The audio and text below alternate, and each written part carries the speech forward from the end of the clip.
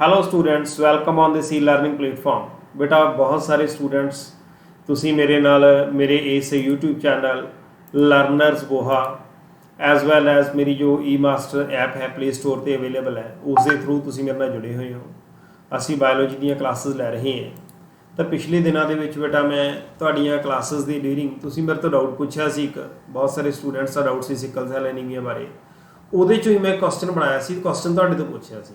ਮੇਰਾ ਕੁਐਸਚਨ ਕੀ ਸੀ, in sickle cell anaemia, sickle cell anaemia ਦੇ ਵਿੱਚ ਕੀ ਹੁੰਦਾ, ਜਿਹੜਾ ਗਲੂਟੈਮਿਕ ਐਸਿਡ ਹੈ, ਗਲੂਟੈਮਿਕ ਐਸਿਡ ਸਾਡੀ ਬਾਡੀ ਦੇ ਵਿੱਚ ਇੱਕ ਅਮਾਈਨੋ ਐਸਿਡ ਹੈਗਾ ਜਿਹੜਾ ਕਿ ਹੀਮੋਗਲੋਬਿਨ ਦਾ ਜਿਹੜਾ ਪ੍ਰੋਟੀਨ ਹੈ ਉਸ ਦਾ ਪਾਰਟ ਹੈ।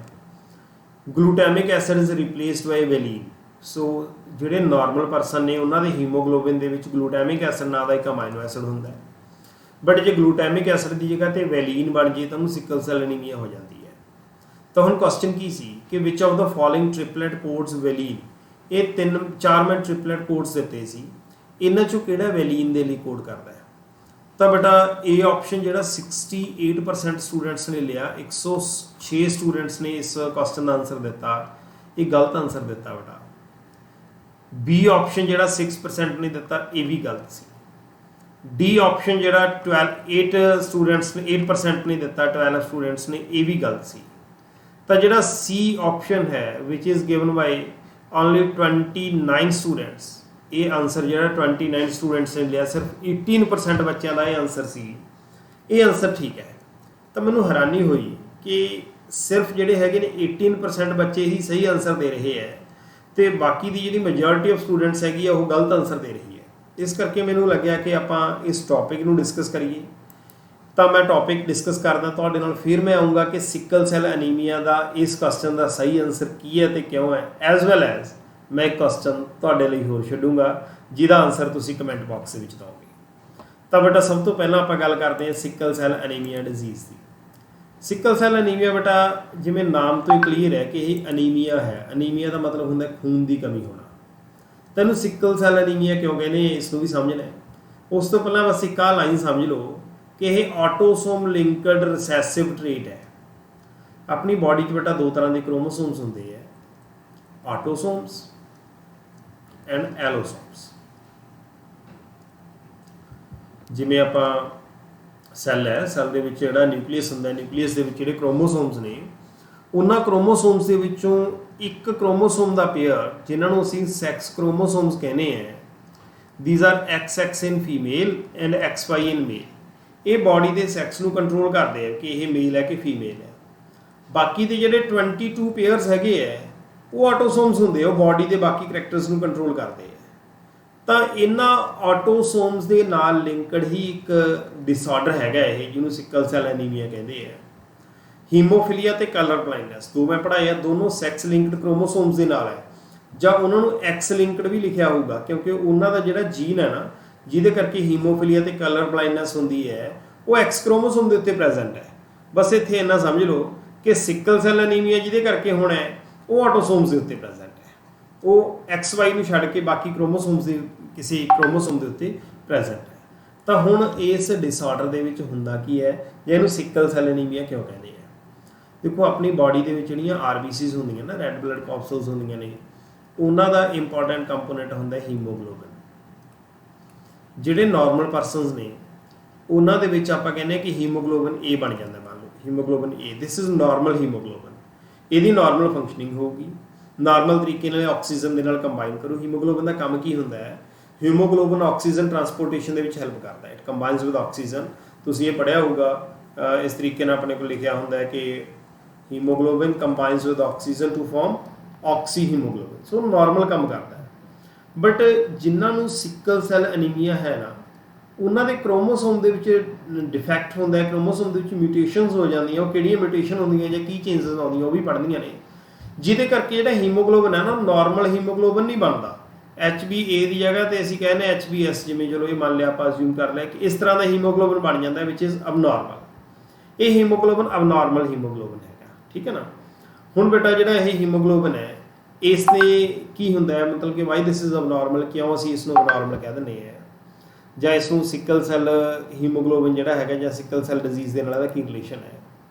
ਤਾਂ ਨਾਰਮਲੀ ਬੇਟਾ ਹੀਮੋਗਲੋਬਿਨ ਆਕਸੀਜਨ ਦੇ ਨਾਲ ਕੰਬਾਈਨ ਕਰਦਾ ਹੈ, बट जे हीमोग्लोबिन नॉर्मल नहीं हैगा, हीमोग्लोबिन एस हैगा, तो बेटा की हो जूगा ऑक्सीजन की डेफिशिएंसी दे विच जो ऑक्सीजन घट होगी तो जिहड़ा ये हीमोग्लोबिन है म्यूटेंट हीमोग्लोबिन है जिहड़ा अबनॉर्मल हीमोग्लोबिन है ਇਹਦੀ ਪੋਲੀਮਰਾਈਜੇਸ਼ਨ ਹੋ ਜੂਗੀ ਤੇ ਪੋਲੀਮਰਾਈਜ਼ ਹੋ ਕੇ ਨਾ ਜਿਵੇਂ ਸਟਿਫ ਫਾਈਬਰਸ ਜੇ ਬਣਾ ਦੂਗਾ। ਸਟਿਫ ਫਾਈਬਰਸ ਬਣਾਉਣ ਤੋਂ ਬਾਅਦ ਜਿਹੜੇ ਆਰਬੀਸੀਜ਼ ਹੋਣਗੇ, ਨਾਰਮਲ ਆਰਬੀਸੀ ਦਾ ਬਾਈਕਨਕੇਵ ਡਿਸਕ ਲਾਈਕ ਸਟਰਕਚਰ ਹੁੰਦਾ ਹੈ, ਬਟ ਜਿਹੜੇ ਆਰਬੀਸੀਜ਼ ਦੇ ਕੋਲੇ ਹੀਮੋਗਲੋਬਿਨ ਐਸ ਪ੍ਰੈਜ਼ੈਂਟ ਹੈ ਨਾ ਉਹਦੀ ਸ਼ੇਪ ਇਹੋ ਜਿਹੀ ਹੋ ਜੂਗੀ, ਸਿਕਲ ਸ਼ੇਪਡ ਹੋ ਜੂਗੀ। ਸੋ ਜੇ ਤਾਂ ਹੀਮੋਗਲੋਬਿਨ ਏ ਹੈ ਤਾਂ ਇਹੋ ਜਿਹੇ ਆਰਬੀਸੀਜ਼ ਹੋਣਗੇ, ਜੇ ਹੀਮੋਗਲੋਬਿਨ ਐਸ ਹੈ ਤਾਂ ਇਹੋ ਜਿਹੇ ਆਰਬੀਸੀਜ਼ ਹੋ ਜਾਣਗੇ।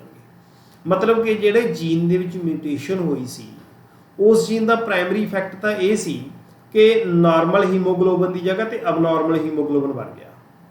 ਹੁਣ ਅਬਨੋਰਮਲ ਹੀਮੋਗਲੋਬਿਨ ਬਣਨ ਨਾਲ ਸੈਕੰਡਰੀ ਇਫੈਕਟ ਕੀ ਹੋਇਆ ਕਿ ਜਿਹੜੇ ਸਾਡੀਆਂ ਆਰਬੀਸੀਜ਼ ਹੈਗੀਆਂ ਨੇ ਉਹਨਾਂ ਦੀ ਸ਼ੇਪ ਚੇਂਜ ਹੋ ਗਈ, ਉਹ ਸਿੱਕਲ ਸ਼ੇਪ ਹੋ ਗਈ। ਸਿੱਕਲ ਦਾ ਮਤਲਬ ਨਾ ਜਿਵੇਂ ਦਾਤੀ ਹੁੰਦੀ ਹੈ, ਜਿਵੇਂ ਆਪਾਂ ਵਰਤਦੇ ਹਾਂ ਵਾਢੀ ਵੇਲੇ ਵਰਤਦੇ ਹਾਂ ਦਾਤੀ, ਸਾਰਿਆਂ ਨੇ ਦੇਖੀ ਹੁੰਦੀ ਹੈ ਜਿਹੜੀ ਆਹ ਦੇਖੋ ਦਿਖਾਈ ਦੇ ਰਹੀ ਹੈ ਤੁਹਾਨੂੰ, ਇਹ ਸਿੱਕਲ ਹੈ। ਸੋ ਇਹੋ ਜਿਹੀ ਸ਼ੇਪ ਹੀ ਤਾਂ ਹੈਗੀ ਹੈ, ਦੇਖੋ ਇੱਥੇ ਇਹੋ ਜਿਹੀ ਸ਼ੇਪ ਤਾਂ ਹੈਗੀ ਇਹਦੀ, ਸਿੱਕਲ ਸ਼ੇਪ ਹੈਗੀ ਹੈ। ਸੋ ਸਿੱਕਲ ਸ਼ੇਪ ਜਿਹੜੇ ਹੈਗੇ ਨੇ ਆਰਬੀਸੀਜ਼ ਹੁਣ ਹੁੰਦਾ ਕੀ ਹੈ, ਹੋਰ ਕੀ ਹੁੰਦਾ ਕਿ ਜਿਹੜੀਆਂ ਕੈਪੀਲਰੀਜ਼ ਹੁੰਦੀਆਂ ਨਾ ਸਾਡੀਆਂ, ਕੈਪੀਲਰੀਜ਼ ਬੜੀਆਂ ਨੈਰੋ ਹੁੰਦੀਆਂ ਨੇ, ਤਾਂ ਨੈਰੋ ਕੈਪੀਲਰੀਜ਼ ਦੇ ਵਿੱਚੋਂ ਜਿਹੜੇ ਤਾਂ ਆਪਣੇ ਕੋਲੇ ਨਾਰਮਲ ਆਰਬੀਸੀਜ਼ ਹੁੰਦੇ ਨੇ ਜਿਹੜੇ ਕਿ ਬਾਈ ਕਨਕੇਵ ਸ਼ੇਪ ਹੁੰਦੀ ਹੈ ਇਹਨਾਂ ਦੀ, ਇਹ ਤਾਂ ਸਕਵੀਜ਼ ਕਰ ਜਾਂਦੇ ਆ, ਇਹ ਤਾਂ ਟੱਪ ਜਾਂਦੇ ਆ ਕਿਉਂਕਿ ਇਹਨਾਂ 'ਚ ਫਲੈਕਸੀਬਿਲਿਟੀ ਹੁੰਦੀ ਹੈ। बट अबनॉर्मल हीमोग्लोबिन ਨਾਲ ਬਣਨ ਵਾਲੀਆਂ ਜਿਹੜੀਆਂ ਇਹ ਆਰਬੀਸੀਜ਼ ਨੇ ਇਹਨਾਂ 'ਚ ਨਾ ਸਟਿਫਨੈਸ ਹੁੰਦੀ ਹੈ, ਇਹਨਾਂ 'ਚ ਫਲੈਕਸੀਬਿਲਿਟੀ ਨਹੀਂ ਹੁੰਦੀ, ਜਿਹਦੇ ਕਰਕੇ ਕੀ ਹੈ ਕਿ ਇੱਥੇ ਇਹ ਜਿਵੇਂ ਆਪ ਦਿਖਾ ਰਹੇ ਆਪਾਂ ਕੈਪੀਲਰੀਜ਼ ਦੇ ਵਿੱਚ ਕਿ ਇੱਥੇ ਬਲੌਕ ਹੋ ਗਿਆ, ਇਹਦੀ ਬਲੌਕੇਜ ਕਰਤੀ। ਤਾਂ ਜਦੋਂ ਬਲੌਕੇਜ ਕਰਤੀ ਤਾਂ ਇਹਦਾ ਮਤਲਬ ਇਸ ਏਰੀਆ ਨੂੰ ਕੀ ਹੋ ਜੂਗੀ, ਪੂਰ ਸਰਕੂਲੇਸ਼ਨ ਹੋ ਜੂਗੀ ਨਾ, ਤਾਂ ਇਸ ਨੂੰ ਬਲੱਡ ਸਪਲਾਈ ਪੂਰ ਹੋ ਜੂਗੀ। ਸੋ ਇੱਕ ਤਾਂ ਇਹ ਇਫੈਕਟ ਹੋ ਗਿਆ।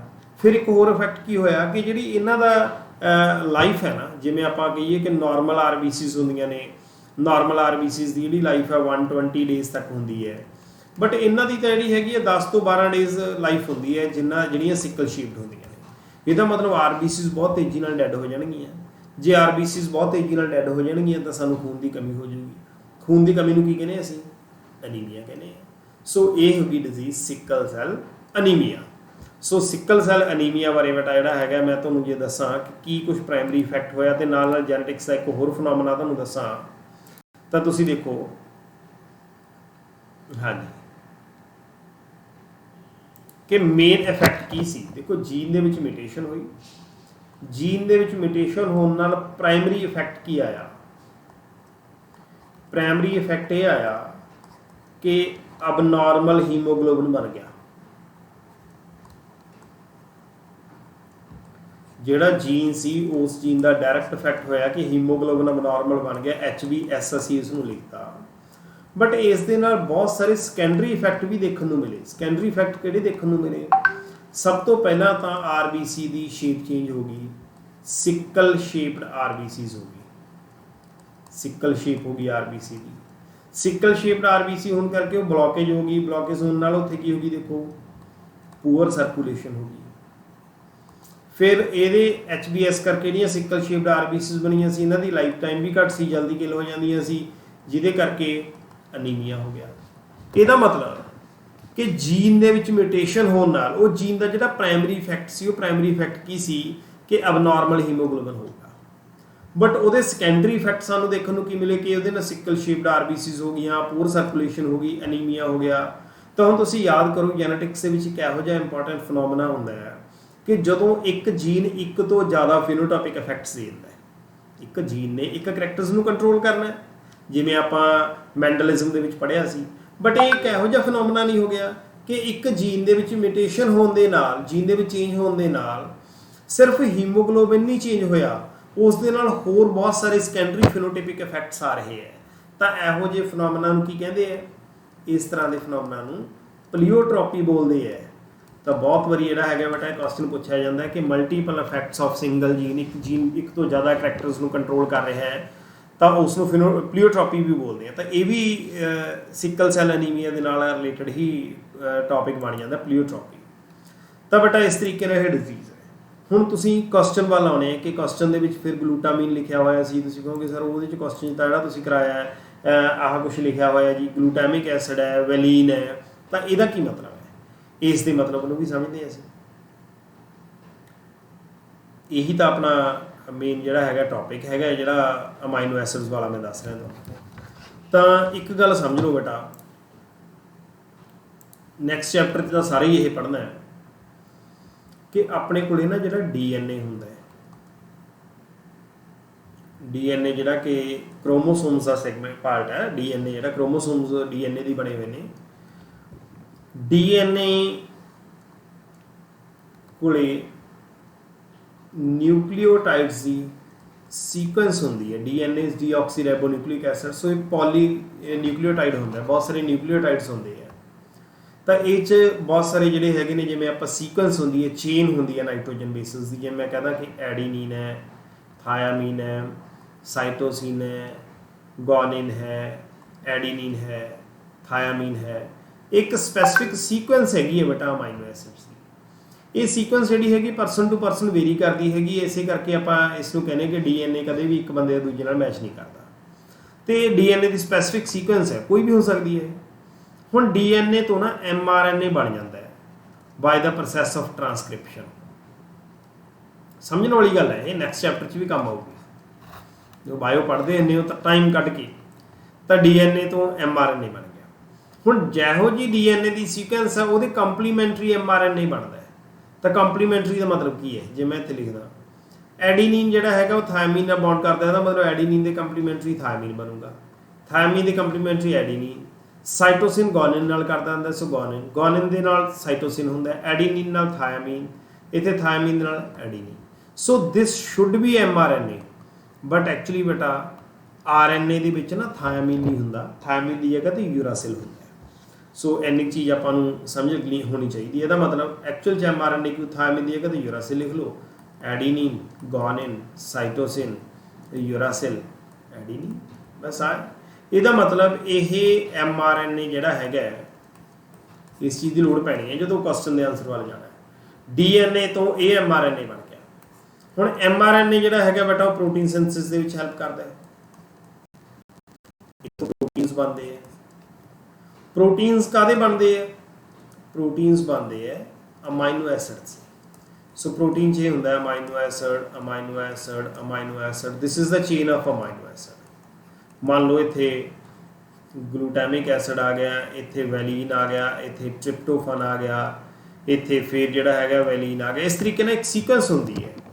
ਹੁਣ ਗਲੂਟੈਮਿਕ ਐਸਿਡ ਹੀ ਕਿਉਂ ਆਇਆ, ਉਹ ਡਿਪੈਂਡ ਕਰਦਾ ਕਿ mRNA ਦੇ ਵਿੱਚ ਇਹਨਾਂ ਨਾਈਟ੍ਰੋਜਨ ਬੇਸਿਸ ਦੀ ਕੀ ਸੀਕੁਐਂਸ ਹੈ।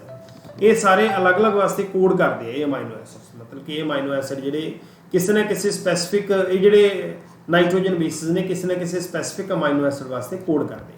ਇੰਨੀ ਗੱਲ ਸਮਝ ਲੱਗ ਗਈ? ਹੁਣ ਜੇ ਗੱਲ ਸਮਝ ਲੱਗ ਗਈ ਤਾਂ ਹੁਣ ਦੇਖੋ ਕਿ ਇਸ ਪਾਰਟਿਕੂਲਰ ਡਿਸਆਰਡਰ ਦੇ ਵਿੱਚ ਕੀ ਹੋ ਰਿਹਾ ਹੈ। ਤਾਂ ਇਸ ਡਿਜ਼ੀਜ਼ ਦੇ ਵਿੱਚ ਆ ਚੀਜ਼ ਹੋ ਰਹੀ ਹੈ।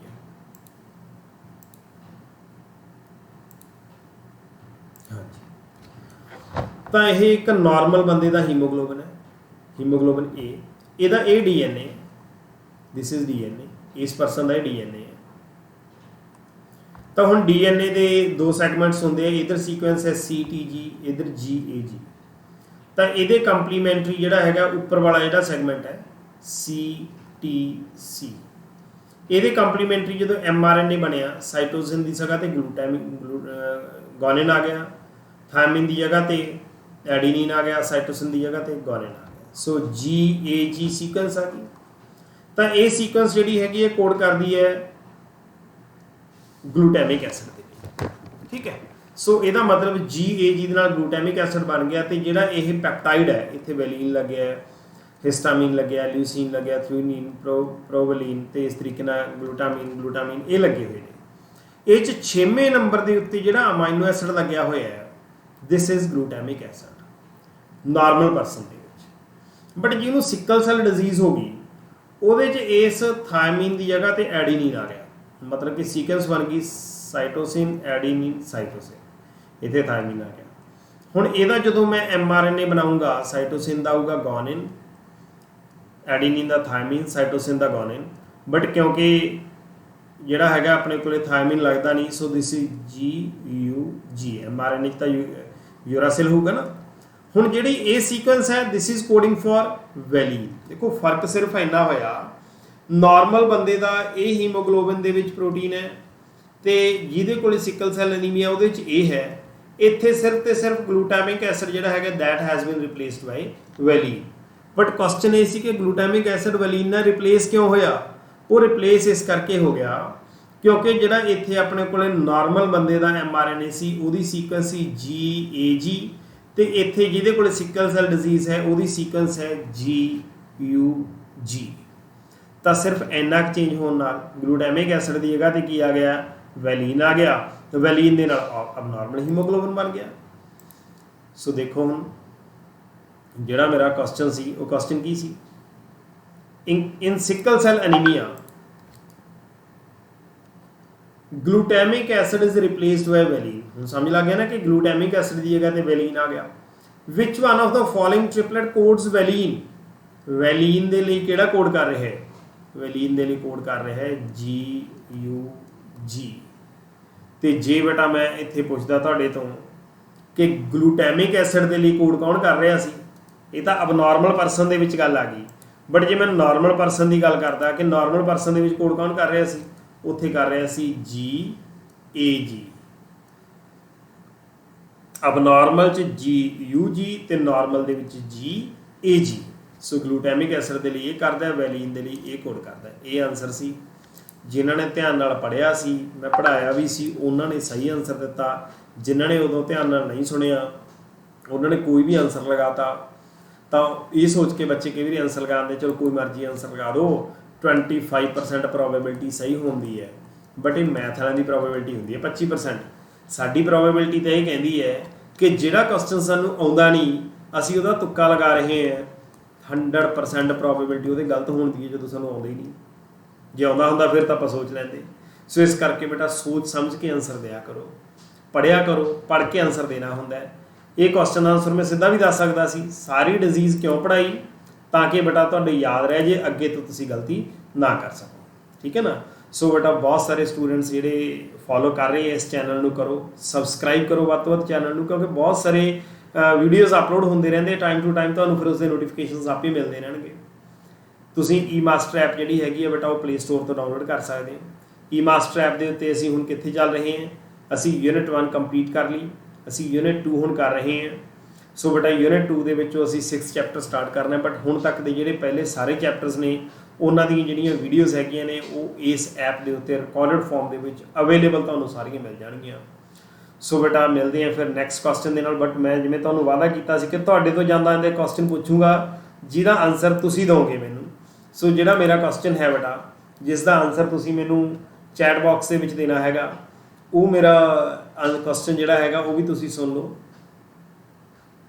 ਤੇ ਇਹ ਕਿਹੋ ਜਿਹਾ ਕੁਐਸਚਨ ਹੈ ਜਿਹੜਾ ਮੈਂ ਤੁਹਾਡੇ ਤੋਂ ਪੁੱਛ ਰਿਹਾ ਹਾਂ, ਜਿਹੜੇ ਕੁਐਸਚਨ ਨੂੰ ਮੈਂ ਅੱਜ ਦੇ ਇਸ ਲੈਕਚਰ ਦੇ ਵਿੱਚ ਹੀ ਪੜ੍ਹਾ ਕੇ ਗਿਆ, ਇਸ ਦਾ ਆਨਸਰ ਅੱਜ ਦੇ ਇਸ ਲੈਕਚਰ ਦੇ ਵਿੱਚ ਹੀ ਮੈਂ ਦੱਸ ਕੇ ਗਿਆ। ਸੋ ਇਸ ਕਰਕੇ ਆਨਸਰ ਤੁਹਾਨੂੰ ਪਤਾ ਹੋਣਾ ਚਾਹੀਦਾ। Sickle cells live for dash day. Sickle cells ਦੀ ਲਾਈਫ ਕਿੰਨੀ ਹੁੰਦੀ ਹੈ ਤੇ ਹੈਲਦੀ ਜਿਹੜੇ RBCs ਨੇ ਉਹਨਾਂ ਦੀ ਲਾਈਫ ਜਿਹੜੀ ਹੈਗੀ ਆ ਉਹ ਕਿੰਨੀ ਹੁੰਦੀ ਹੈ? ਤੁਸੀਂ ਇਹ ਆਨਸਰ ਦੇਣਾ ਹੈ। ਆਪਸ਼ਨਸ ਜਿਹੜੀਆਂ ਤੁਹਾਡੇ ਸਾਹਮਣੇ ਪਈਆਂ ਹੈ, ਇਹ ਆਪਸ਼ਨ ਦੇ ਵਿੱਚ ਹੈ ਕਿ ਸਿਕਲ ਸ਼ੇਪਡ ਜਿਹੜੇ ਹੁੰਦੇ ਨੇ ਉਹਨਾਂ ਦੀ ਲਾਈਫ 90 ਤੋਂ 120 ਦਿਨ ਹੈ ਤੇ ਹੈਲਦੀ ਦੀ 10 ਤੋਂ 20 ਦਿਨ ਹੈ। B ਦੇ ਵਿੱਚ ਉਲਟਾ ਦਿੱਤਾ ਹੋਇਆ ਹੈ, this is C and this is D। ਇਹਨਾਂ 'ਚੋਂ ਕਿਹੜਾ ਆਨਸਰ ਕਰੈਕਟ ਹੈ ਇਹ ਤੁਸੀਂ ਬੇਟਾ ਚੈਟ ਬਾਕਸ ਦੇ ਵਿੱਚ ਦੇਣਾ ਹੈ। ਸੋ ਮਿਲਦੇ ਹਾਂ ਜਲਦੀ ਨੈਕਸਟ ਵੀਡੀਓ ਦੇ ਵਿੱਚ।